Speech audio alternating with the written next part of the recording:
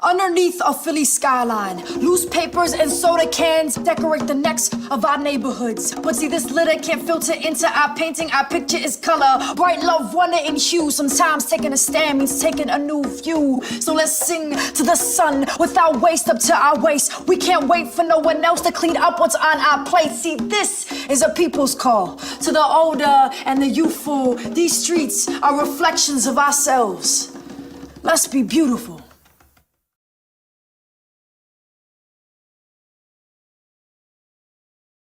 Well, my name is Edwin Desmore. I'm from the Goodlands, West Kensington. Growing up, my family, from my mother's side, was one of the first Latino families in the community that we moved into. So it was predominantly all white. So I remember the community just being so clean, the buildings looking freshly painted. I remember as a kid waking up and going outside, seeing the street trucks come out and clean up the neighborhood. I remember watching neighbors come out and turn the fire pump on and the water is trickling down the street and folks are cleaning up behind it. It was something like almost a tradition for folks to do that almost every weekend or every time they get the chance. So it was something that you grew up watching in the beginning. As time went by, the neighborhood started to change, started to become dominantly Latino, Puerto Rican. But it was still the same. The Puerto Ricans who moved in, I remember just being a part of it. It was like one big family, everybody cleaned up, everybody pitched in. But as time went by and drugs entered the community, somewhere down the line, we got lost in translation, lost in what self-pride was, self-respect. And before you know it, you eat a bag of chips, it was thrown on the floor. Before you know it, you drink a bottle of soda, it was thrown on the floor. It makes you know it became something that was common, something that was more like, I don't want to say a tradition, but it became sort of a culture. It's kind of like we lost our way with that. I guess growing up at 6th and Jefferson, we had a playground right at the corner. And one of the fondest things that I remember, like with my sisters and my brothers, were we used to go swimming in the pool. And so I spent most of as a kid, I learned how to swim when I was really young. So I spent a lot of time swimming and doing playing football and baseball and hanging out in the park. So a lot of activities from the neighborhood surrounded the park. And in the summertime, that's pretty much what we did. We hung out at the park. We were involved in a lot of activities. Ahora la gente cogió confianza y ya usted ve cómo se está viviendo. No hay eso que había antes, ¿no? Que se bebía mejor. Antes uno hasta con las puertas abiertas, pues hasta las puertas sin seguro, pues uno dormía, pero a esta fecha todo ha cambiado, ¿no? Sí. Y todo ha cambiado. Hunting Park, it's interesting, we purchased our house in Hunting Park in 1975, and the area was demographically changing and became really, really drug infested.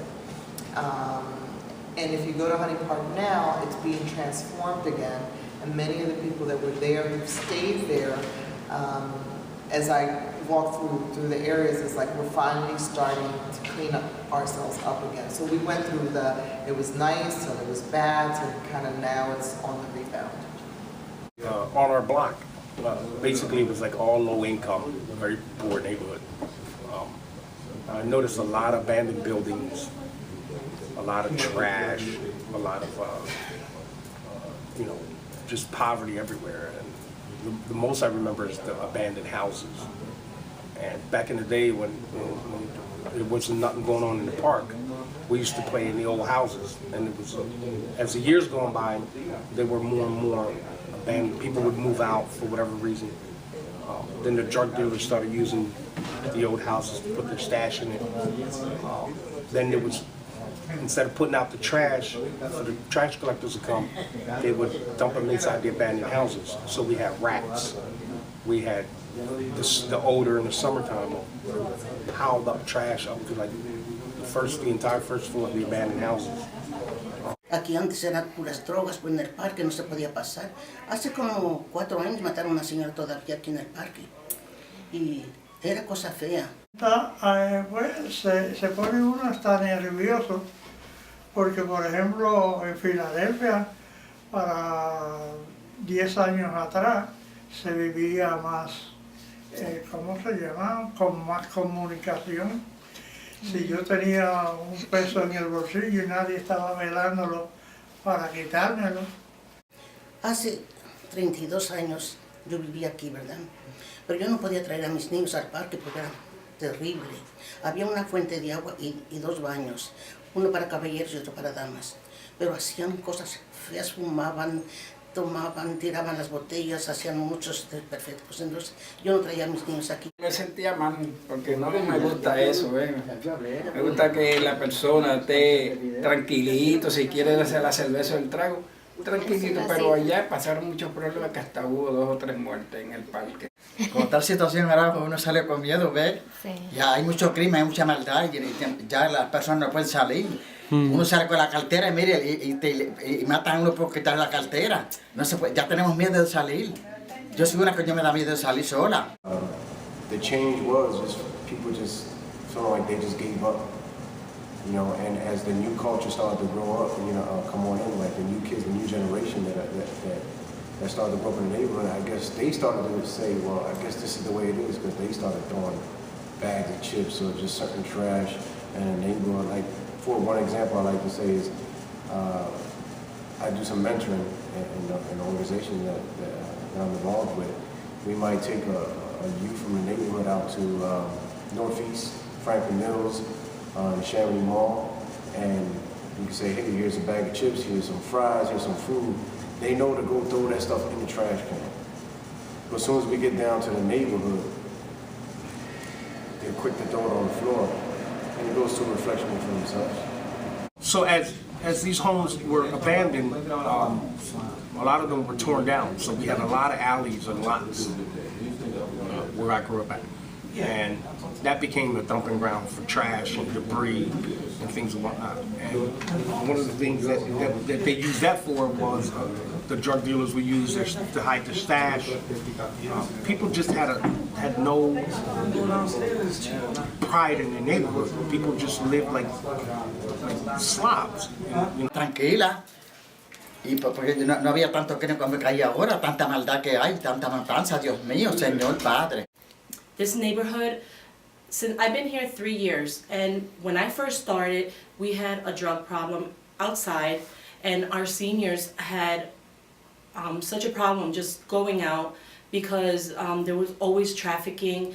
There's a hospital there that help people that do drugs, and that's good. But our seniors used to be afraid because they would find needles in the street, across the street in the park. There was a lot of hangouts, and they did do a change. It's a lot better. This is my 3rd year here in Casa Carmen Aponte.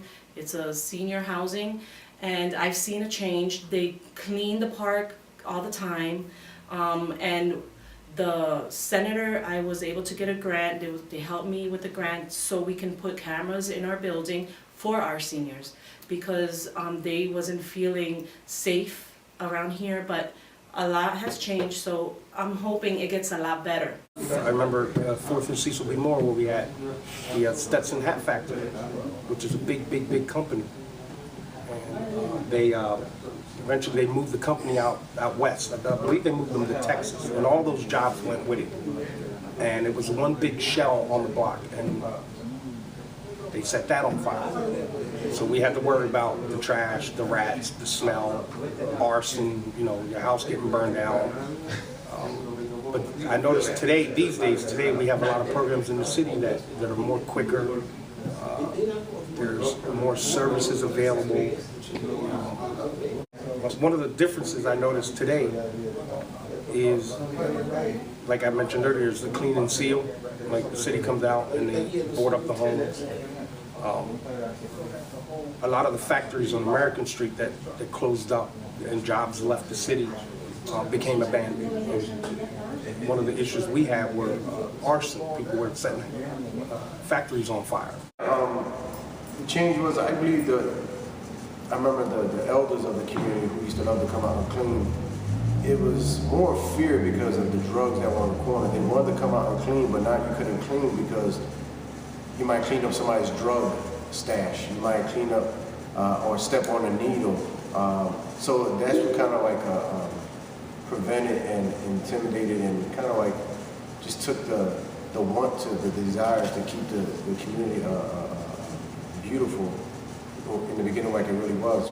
Well, one of the issues I believe that is really affecting our community is, and I'm gonna keep it real, I believe the ladies, they do so much, but I think that men need to step up a little bit more. And as I remember correctly growing up, men stepped outside their house and you wasn't doing certain things. You wasn't gonna be outside acting a fool. You had to take that off the block, you had to take that somewhere else. Somewhere down the line, we kind of put blinders on and just walk right into our house. En verdad la ciudad estaba sucia. Sí. Y había mucha gente de esta que molestaban en la calle. Una vez yo iba para mi trabajo y esto no fue por aquí, esto fue en Indiana y la 20. Pues me bajo de la guagua. Yo estaba jovencita para ese tiempo. Y me persigue este cajo. Pero yo no me doy de cuenta porque yo voy con mi mente para mi trabajo. Entonces, pues, cuando llego así a la entrada, yo iba solita, pues se baja un moreno, estaba bien vestido, un cajo bonito, y me hizo una cosa fea. Y yo abrí la boca a gritar. Bajaron la gente que estaba en la factoría arriba, porque era en el segundo piso, con palos y piedras, pero el moreno se fue. Hace un tiempo fumaban marihuana ahí mismo ahí en el banco ese de ahí. Ajá. Y entonces un señor que vive por aquí se hizo cargo de eso. Se hizo cargo de esta calle. Sí.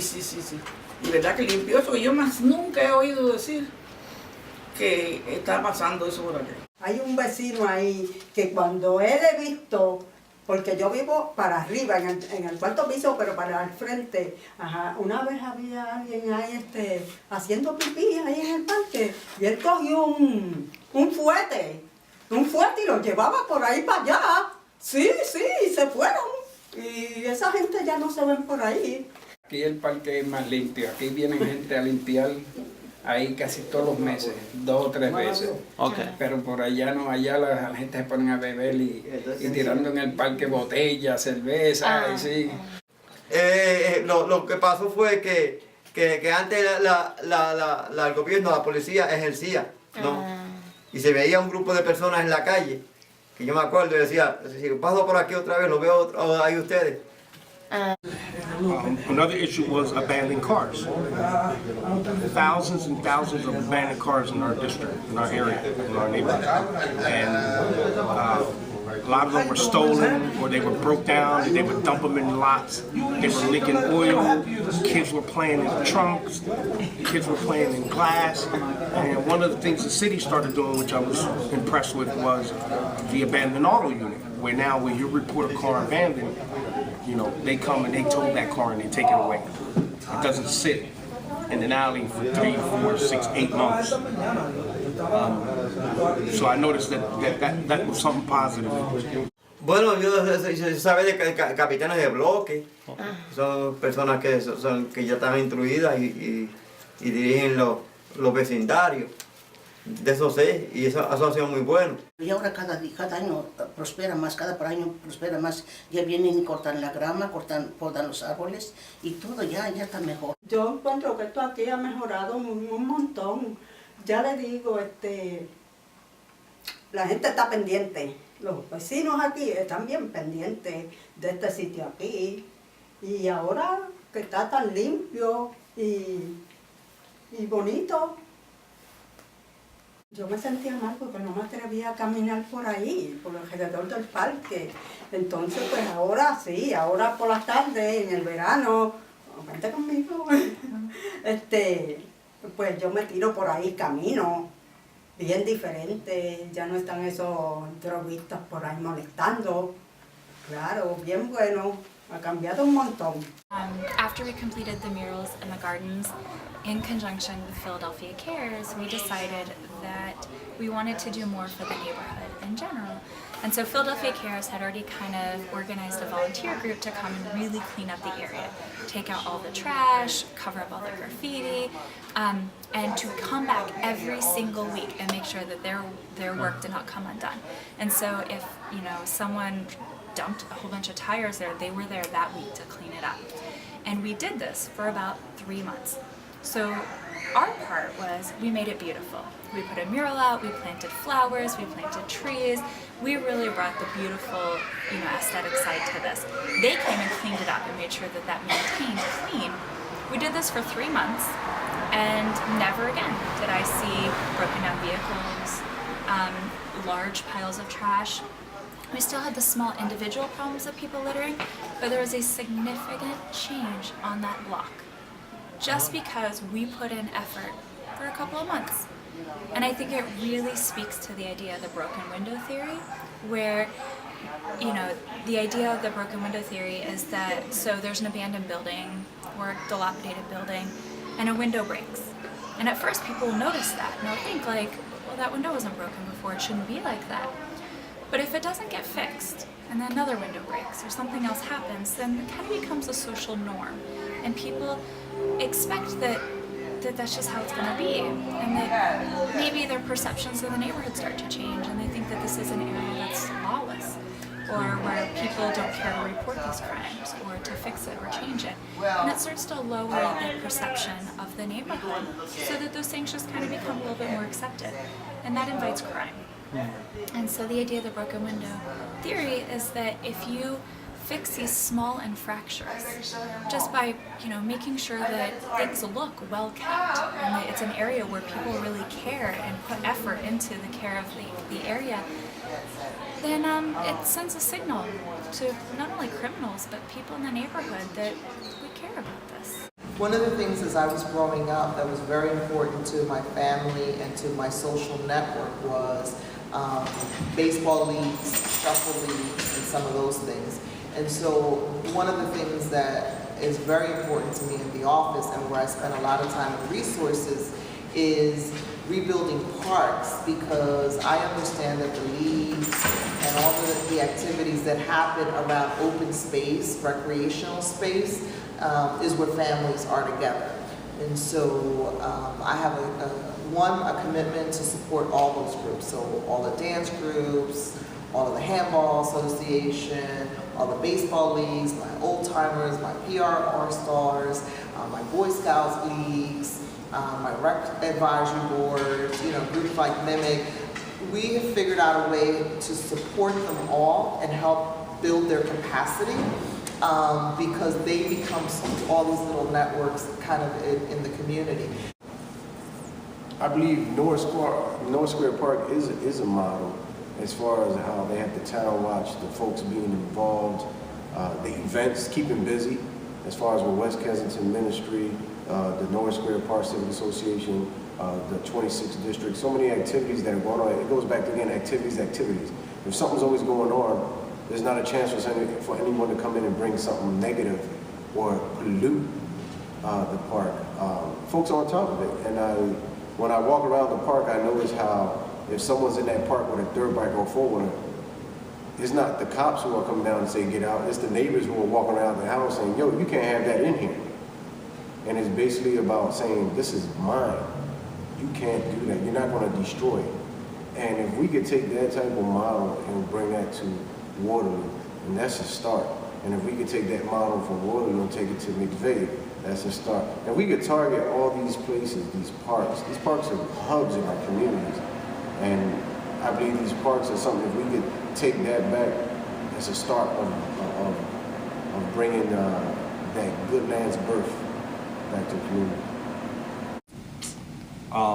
We noticed that there was a high crime, high drug, high shootings, you name it, around 5th and York area. It's also right smack in the middle of our district, of this area. So we figured we'd start something here and then spread out evenly, like we go 3 or 4 blocks that way, 3 or 4, whatever direction. But we wanted to start it out in the middle. One, the services were needed here badly. They had a lot of issues around here. So the park was the perfect vehicle to come in and empower the neighborhood, empower the residents to come in and say, you don't have to, we're not here to save everybody. And we're not gonna change everything overnight. But if we start with something small, and whether that's having a fair and bringing entertainment and doing stuff for the kids, but something as small as, let's clean this park up. Let's roll our sleeves up and start working on this park and see how we can make that grow. And I think after the transition where you see the park now compared to how it was 3-4 years ago, you know, a lot of people were excited, a lot of people had hope, a lot of people realized, hey, we can do this. So it gave them a spark. And you know, we wanted to use that spark here, but also to move it in other areas where we can start lighting sparks up in other parts of the community and show them that, look, like when they come to the meeting and say, this can't be done, we've tried this before, and say, listen, look at Fifth and York, look at what they did. Look at how that community got back up on its feet and revived, and people started getting involved. The Mural Arts Project, I think that that's a prime example and a really positive example where somebody saw a need, and that was that there were children involved in gangs and violence and drugs, and they were, you know, graffitiing the streets of Philadelphia, and this woman, she engaged them in a very positive way in creating these beautiful, very meaningful murals in these communities that needed them. And the Mural Arts Project is fantastic. There are murals all over Philadelphia that people travel here to see. And very rarely does anyone ever graffiti those. But it really did change the areas that she put the murals in. Community gardens, same thing. And I think it's been very successful. Any efforts where people have come into an area and said, I'm going to beautify this area. I'm going to make it look like someplace people want to be. And then it changes. It changes the feel of that area. Another really great example that's not aesthetic, but worked really well is there was a park in, I want to say Switzerland, but I'm not 100% sure. And a friend was telling me that they were having problems with gangs hanging out there at night, and people were selling drugs and prostitutes were using this park. And so they piped in through these giant speakers. They piped in classical music that played all night long. And within a few days, the crime stopped, started decreasing. And now it's a park that the community really enjoys. And so I think that if you're able to change perceptions about an area, then you're able to change the activities of the same area. We did a cleanup one day at Waterloo Playground, and what was very surprising was we seen a bunch of kids just walking by the playground with basketballs, but we were like, where are you going? Oh, we're going to Ward, and they were going into another community just to go play. And I was like, this place is right across the street from your house. Oh, we can't play there because this is such and such playground. And that such and such person they were talking about was a drug dealer. We're not allowed to play in there during these hours. So basically, the young folks in the neighborhood identify that playground as an area that drugs are sold, not an area to play, not an area to be safe, not an area that's clean. Because you can't run in there with basketballs because there's needles in there. You can't run around in there because a drug dealer has a stash in there. You can't do certain things. One of the things that people might find surprising, but if you do talk to a lot of youth and you ask them, how do you feel about the community that you grew up in? And the first thing they will say is dirty. It's dirty and it's sad. Pretty much any other given day you can stop by the rec center and you can find someone sitting outside getting high, someone right behind the building smoking crack or shooting dope. You can look around and see the graffiti in the swimming pool, the basketball courts, the hoops torn down, poles that are cutting the gates. So many things that you can see, and it's kind of like, does this look like a place that my kids can play at? No. Nowadays, there's hardly no work for young people that makes them want to go out there, sell drugs, something easy, fast, and accessible for them. And also, a lot of people, that's why they suffer, because of the inconvenience that some people have when they're trying to do good. They get rejected, and that's what causes all this problems and chaos and disrespect for one another. People are afraid to tell people when they're doing something bad or help someone because there's just no respect. There's the unity is no longer available because there's no one that wants to come forward with anything that they know or help anyone. And sometimes our seniors, they suffer because of that. They see the difference in the young people, the difference in just even the government. They are now against the parents that want to discipline. They are against people that want to help the community, but since people are afraid nowadays because everything has changed so drastically, and that is the reason why the community is not united as before. A lo mejor se esconden. Se esconden porque ahora nadie quiere hablar. Pueden ver que matan a la gente por ahí. Tienen miedo. Tienen miedo. Y esa es la tristeza, por eso que no prosperamos aquí nada, porque unos quieren meter la mano y otros se echan para atrás y así nunca podemos hacer nada.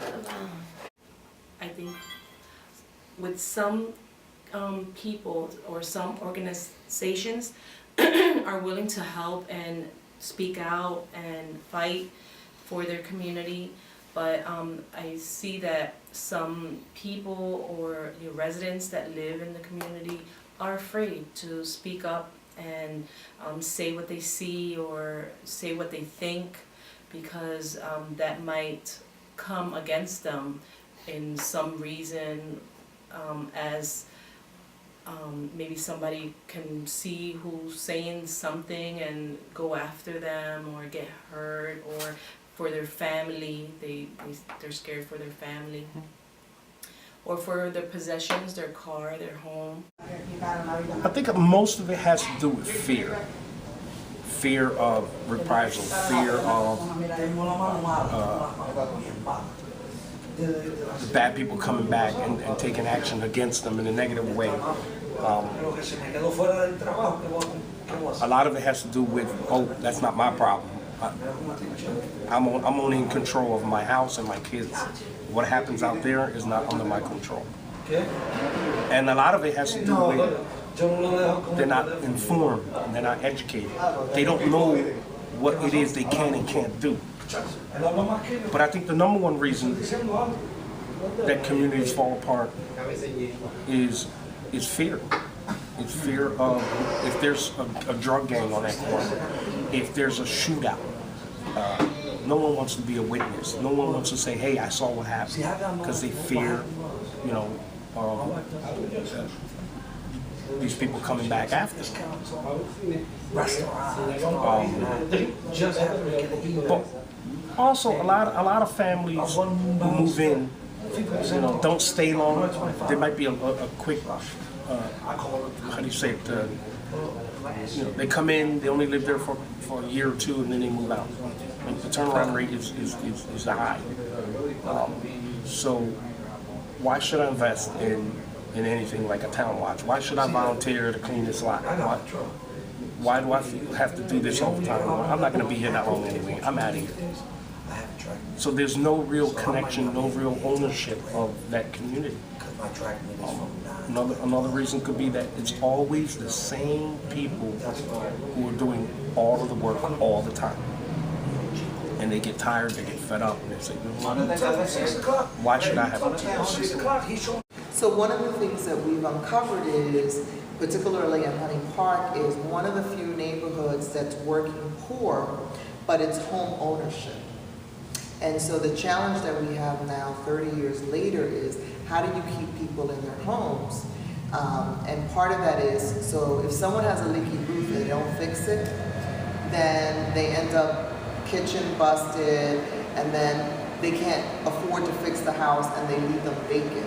So in Hunting Park in particular, what we're looking at is how do you do housing preservation for a working poor community that's a home ownership zone. So it may be fix their porch, fix their roof, those types of things. I think that we're going to pay attention to that and figure out how we stabilize it. And then the other piece is just changing the attitudes of people cleaning up. So that's some of the targeted work that we're doing, particularly in Hunting Park. Será que la gente se involucre, que estemos pendientes unos de los otros, ¿verdad? Y si vemos algo, que lo digamos. Bueno, lo que tiene que pasar es que se mejore la sanidad. O sea, que hay mucha basura.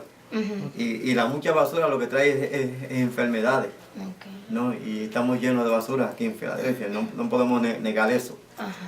Y necesitamos más limpieza, más cooperación de los que viven aquí en Filadelfia, para que esto se mejore. Y tenemos que vigilar por nuestro bienestar en donde vivimos, ¿no?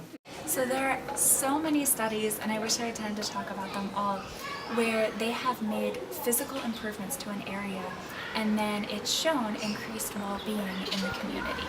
And this goes for not only neighborhood communities, but also hospitals, prisons, schools.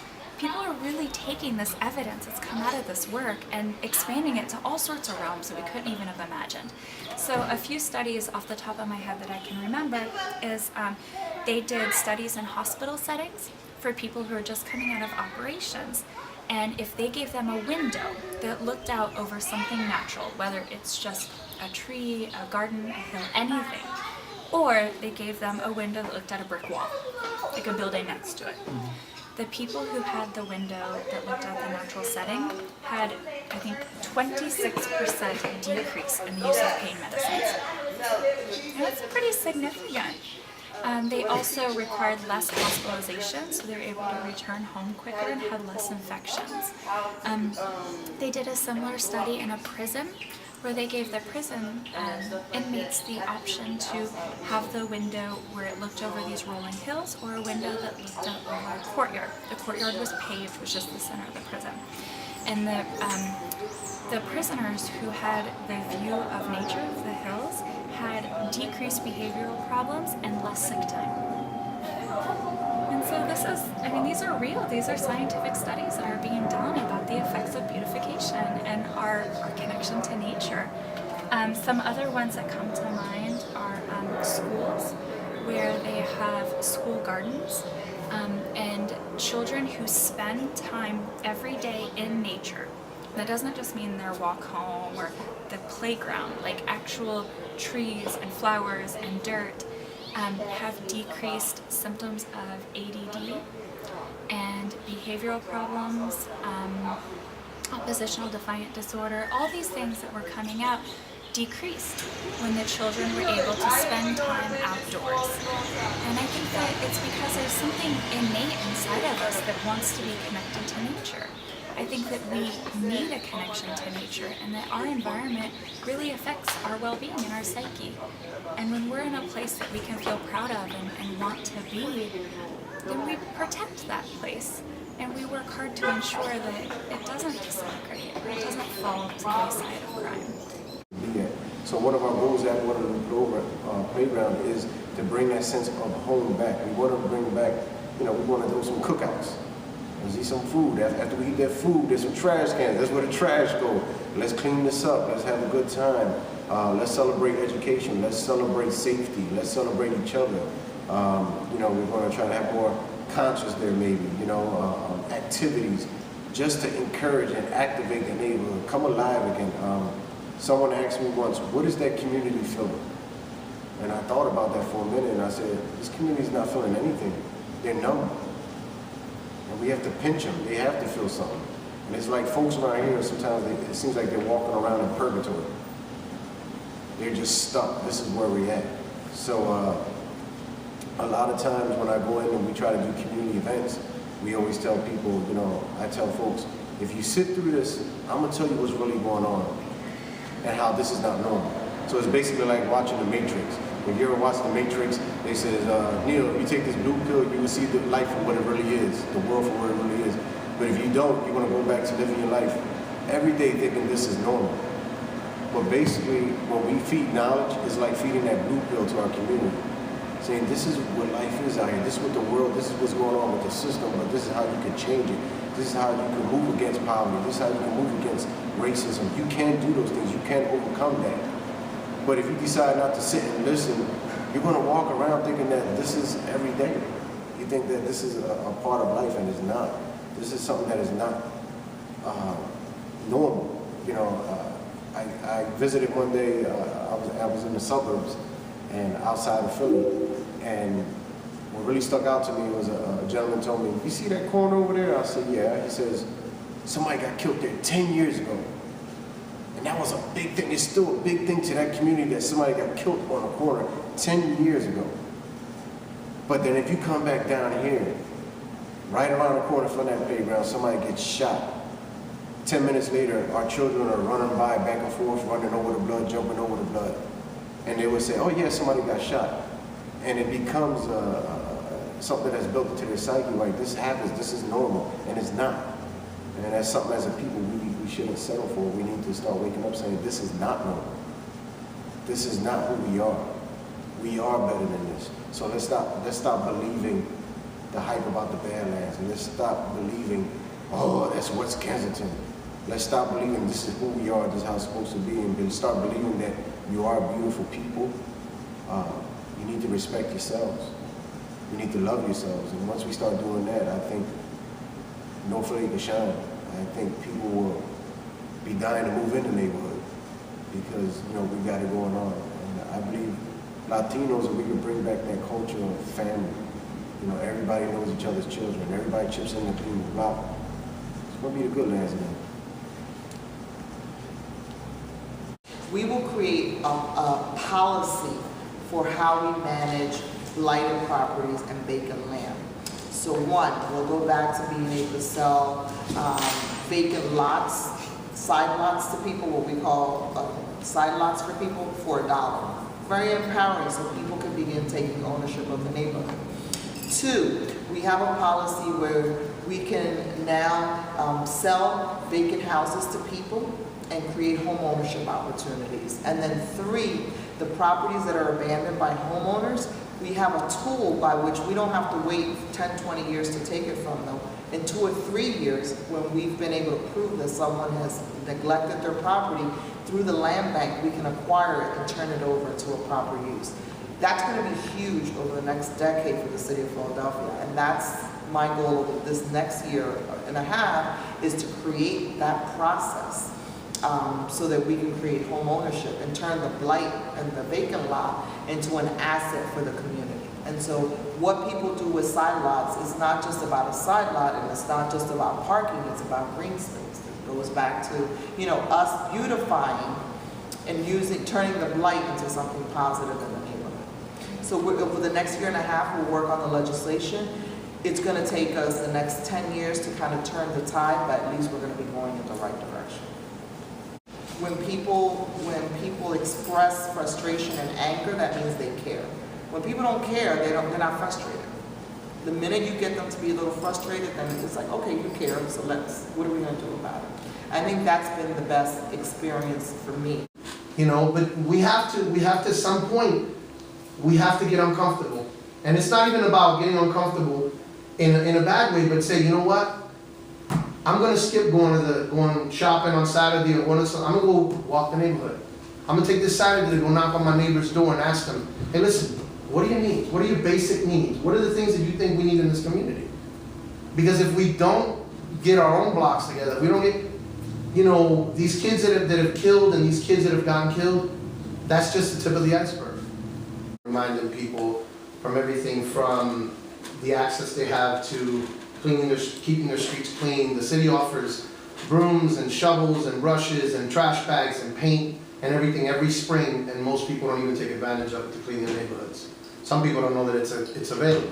Most of those projects came from people coming to me because they were frustrated about it. And so how do you take the people's frustration and turn it around and say, okay, so what are we going to do about it? So when we do cleanups, you know, in alleyways, I go knock on people's door and say, I'm going to clean your alleyway, but you're coming out here too. You know what? One person educates one person who educates another neighbor, and the same way that that bochinche goes down the block, then the information needs to go down the block. We need to let people know, hey, listen, you know what? What are you doing next weekend? How about we try to organize? How about we contact the city? How about we close up the street? How about we clean it and paint the graffiti and get the kids involved and take our community back? Just like, you know, and I had said one time, one block at a time. You know, you do one block and get them, then, you know, invite the next block and get people involved, because they're not going to give us anything. No one is going to give us a thing. The first thing that comes to mind is get to know your neighbors, because I think part of it is also that people want to feel connected. Get outside, get to know your neighbors, and maintain your own space. Pick up litter in the area, you know, and call people out. You see someone drop something on the ground, oh, I'm sorry, there's a trash can on the corner, you dropped this. I think you just have to start showing people that that's not acceptable in your neighborhood, or that you're striving for something better. But you have to lead by example first. Make your own property beautiful. Do what you can to make sure that your space is an example for the rest.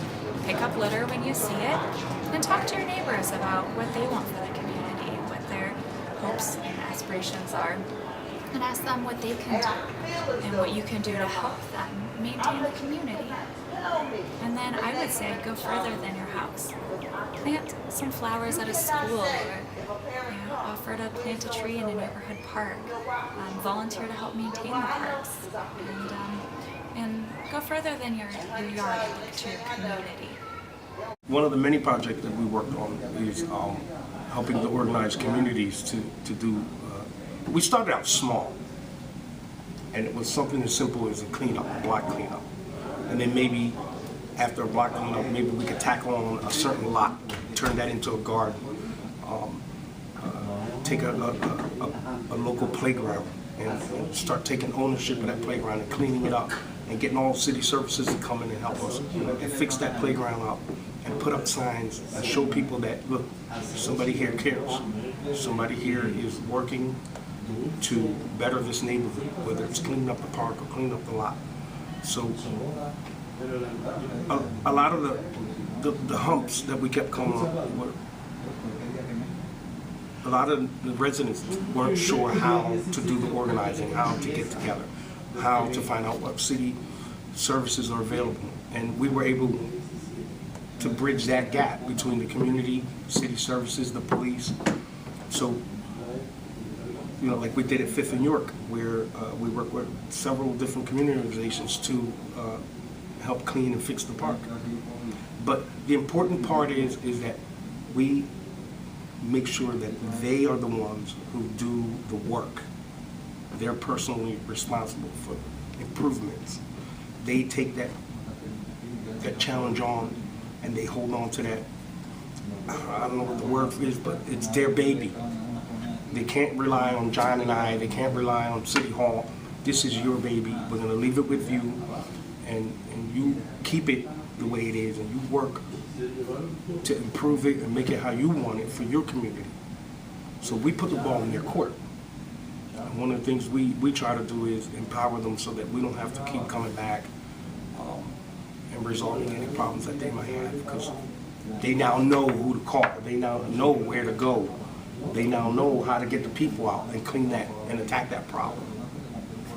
Well, it's social norms. If other people are doing it and you grew up, you know, seeing that this is acceptable, you know, like almost every day driving to work, I see people throw something out their car window, and if that's acceptable and they get away with that, then other people learn and get away with that too. Or why does it matter if you If you drive home and there's 1,000 pieces of trash on the sidewalk, then you think, well, what does this one piece matter? There's already 1,000 pieces. My one piece isn't going to make a difference.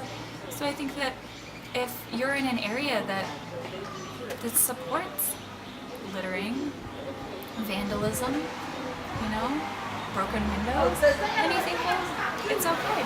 Nobody really cares. Nobody's really doing anything about it.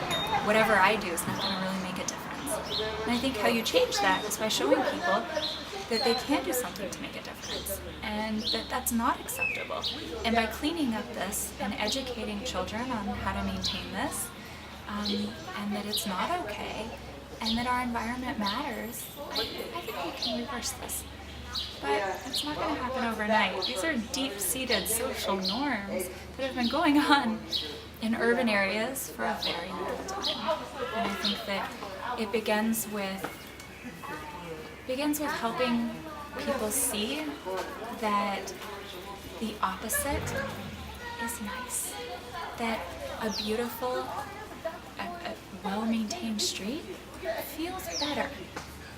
And I think that if we were able to clean up the areas and make them beautiful, people will help maintain them. So through this network that we've been building, I think, one, you get people to buy in that government does care at different levels.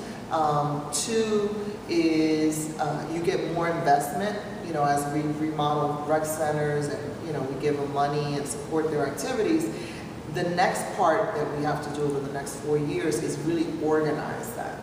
I took a trip to Portland, Oregon one time, and I was so embarrassed to be from Philly because like this community is so clean, the streets are clean, everything was just like so fresh, like a brand new city.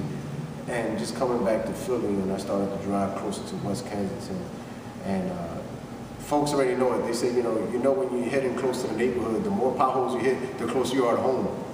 The more trash you see, the closer you are to home, and it shouldn't be that way. We are better people. We are good people. I spoke to an elder before, and they said just because you are poor doesn't mean you have to be dirty. You know, they said we clean. We clean what we have in front of our house. We clean what we have in our house. So it's just about passing on that tradition. You know, trying to get these young folks to understand this is what we do to keep our community right. You know, a lot of our young folks just want to move out. But we could change so many things here.